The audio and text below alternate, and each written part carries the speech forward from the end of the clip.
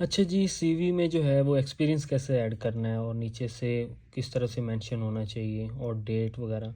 अभी जैसे कि ये आप देख रहे हो मैंने जो ऐड किया है, वैसे वैसे ये आयुष की भी रिक्वायरमेंट है। अगर आप किसी भी मेंबरशिप के लिए अप्लाई कर रहे हो तो उनकी भी इसी तरह से सेम की रिक्वायरमेंट है।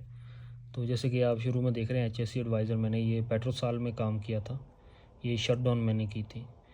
तो मैंने पूरे उसका डिटेल लिखा, पेट्रोसाल हीटर रिपेयर, वहाँ पे जो काम था वो हीटर रिपेयर का था। ठीक है, उसमें मेरे ख़ास में ख्याल में ब्लास्ट हो गया था, तो उसके बाद में जाके हम लोगों ने वो रिपेयर किया था। रियाद रिफाइनरी अरामको रियाद में था वो काम। तो 25 जून को स्टार्ट हुई थी हमारी ड्यूटी, और मैंने 25 अगस्त तक मुझे उन्होंने निकाल दिया था, मतलब शट डाउन ही ख़त्म हो गई थी। तो उसके बाद provided safety oversight during heater repair operations, ensuring compliance with Aramco safety regulations and conducting incident investigation and necessary। तो मैंने ये कुछ चीज़ें, मतलब ये 2 लाइनें सिर्फ लिखी हैं, साथ में डिटेल डाली हैं, ताकि थोड़ा आपको भी आइडिया हो जाए कि साथ में ये आयुष की भी रिक्वायरमेंट है या किसी बड़ी कंपनी में आप अप्लाई करते हो तो ये उनकी भी रिक्वायरमेंट है।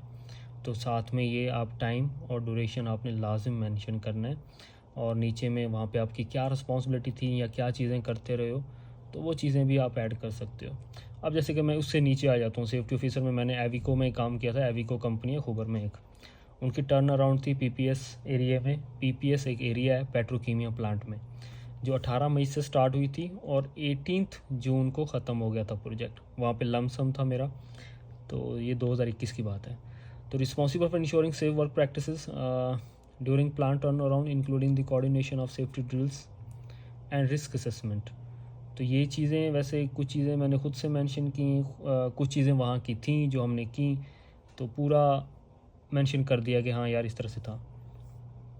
चलो जी, एक एक ग्रुप में आ जाते हैं। साफको में कूलिंग, साफको 05 कूलिंग टावर शटडाउन, ये 16 Feb 2021 और 16 Feb, तो ये भी मैंने सारी डिटेल नीचे इसकी ऐड कर दी है। तो इसका अभी आ जाते हैं, इधर आ जाते हैं जी। तो यहाँ पे इस तरह की, जैसे कि सैमसंग में मैंने जैसे काम किया, सैमसंग EOEG3 यूनाइटेड साबिक 1 मार्च से लेके और 30 अगस्त तक मैंने ये काम किया था। Manage and enforced safety regulations for construction and operational activities. अच्छा, यहाँ पे जब हमारा इंटरव्यू वगैरह ये सब कुछ मुझे याद है, तो कोरियन ने हमारा इंटरव्यू लिया था। तो इसमें जॉब करने का एक अलग ही मज़ा था। तो क्लाइंट में गए थे तो उन्होंने हमें बोला था कि जितने भी उनके अंडर जितने भी सब कॉन्ट्रैक्टर थे उनका काम हम लोगों ने देखना होता था। तो वो हम लोग देखते रहे हैं, काफ़ी टाइम पे लगे रहे हैं। तो ये सिनेरियो, ये थोड़ा सा मैंने आपको आइडिया दिया है ताकि आप कर सको, आसानी से कर सको। जैसे कि ये कनूज़ में मैंने काम किया है, catalyst unloading and loading, Ras Tanura Aramco refinery में 16 फ़रवरी को ज्वाइन किया था। 16 मार्च को ये अरामको की शटडाउन थी 1 महीने की, तो वहाँ पे ये मैंने काम किया। तो ये देख लें आप, सेफ्टी सुपरवाइज़र में कनूज़, monitor safety procedure during critical unloading and loading operations, conducting regular safety assessments to mitigate risk. तो इस तरह से आप लोगों ने चीज़ें मेंशन करनी है सारी। फिर इनके साथ मैंने समाक में भी किया था काम, तो एक ही ग्रुप में। फिर शर्क में, साबिक में, इनका जो कूलिंग टावर था वहाँ पे मैं चीज़ें करता रहूँ। तो ये थोड़ी सी एग्जांपल है आपके लिए कि आपने सीवी में एक्सपीरियंस कैसे ऐड करना है और कब से कब तक काम किया, तो ये वो चीज़ें चेक कर सकते हैं। और टाइमिंग एंड ड्यूरेशन सेम होनी चाहिए, और वहाँ का आईडी, आपके पास आईडी है, सर्टिफिकेट है, कुछ भी है, वो आपके पास प्रूफ होना चाहिए। अगर सर्टिफिकेट कुछ नहीं मिला, एटलीस्ट आईडी जो होगी वो आपके पास होनी चाहिए।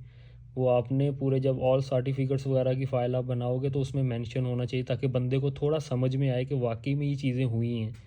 ताकि ये ना हो कि कहीं से कुछ घुसाया हो, और क्योंकि अगर प्रोफेशनल जॉब के लिए अप्लाई कर रहे हो तो वहाँ से छोटी चीज़ को भी पकड़ लेंगे। तो जहाँ जैसे कि शट डाउन में कहीं छोटा मोटा कोई काम किसी छोटी जगह पे जा रहे हो तो वहाँ कोई पूछने वाला नहीं है भाई, जैसी भी सीवी होगी चल जाती है, कोई इतना बड़ा इशू नहीं है। बड़ी जगह पे जाओगे वहाँ प्रॉब्लम होती है।